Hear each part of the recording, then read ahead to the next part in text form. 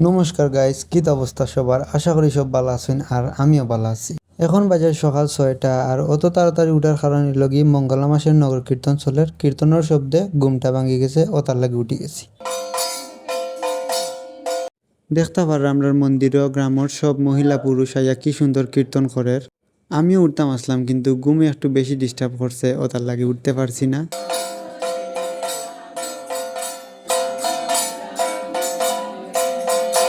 দেখুন আজকের সকালটা কত বেশি সুন্দর। 6টার দিকে খুব কম ঘুম থেকে উঠি। এই সময়টাত ঘুম থেকে উঠলে শরীর মন দুইটাই ভালো থাকে, কিন্তু উঠতে পারি না, এটা একটা আমার খারাপ অভ্যাস। কীর্তন পরে আবার গিয়ে একটু ঘুমাইছিলাম। এখন বাজার সকাল 8:30, ঘুম থেকে উঠছি, ব্রাশ করলাম, কইরা কিছু নাস্তা করমু, স্নান করমু, পরে ভাত খাইমু, পরে সোজা ফার্মেসিত।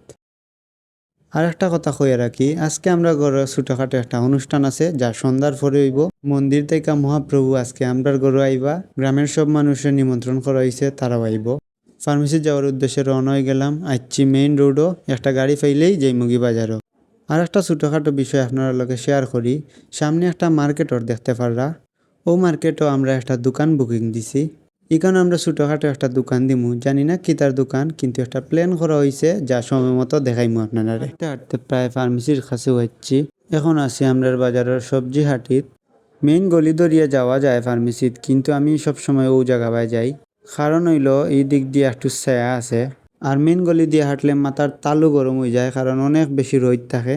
হাঁটতে হাঁটতে আইলাম আমার গন্তব্যস্থানে, যেখানে ডেইলি আমার আবার লাগে। জানি না এই জায়গা তারা কয় বছর থাকমু। এটা হইল ফার্মেসির পিছন, যেখানে রুগীরে স্যালাইন টেলাইন মারা হয়, প্লাস কিছু ঔষধ রাখা আছে এইখানেও। যেখানে একটা ছোটো মোটো ফ্রিজও রাখা আছে, কিছু ঔষধ রাখা লাগে ফ্রিজও, তা রাখা হয়। একজন রুগী দেখতে পারলা, আইয়া দেখছি আঙ্কেলের ধান্ডে ঔষধ দিরা।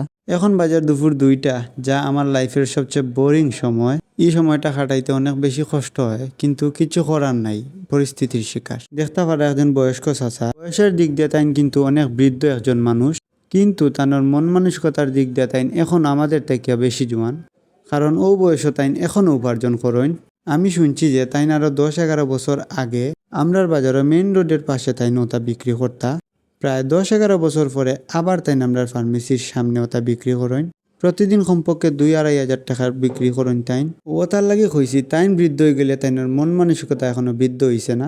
অত সন্ধ্যা হয়ে গেছে, আইচ্ছি বাড়িত। দেখতে পারানি আমরার গড় খার আগমন। স্বয়ং মহাপ্রভুর আজকে আমরা গড় আগমন হইছে।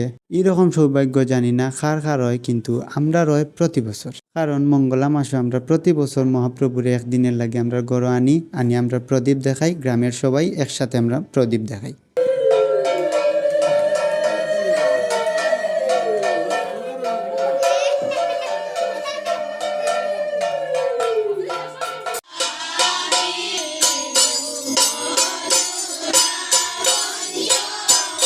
দেখতে পারানি আমরা মহাপ্রভুর কত সুন্দর একটা মায়াবী চেহারা, আর সাথে আইসিন ভোলানাথ আর গোপাল।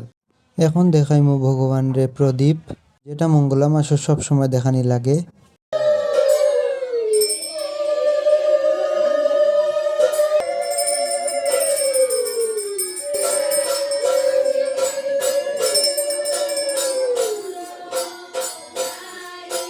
সবার লাগি একটু প্রসাদের আয়োজন করা হয়েছে।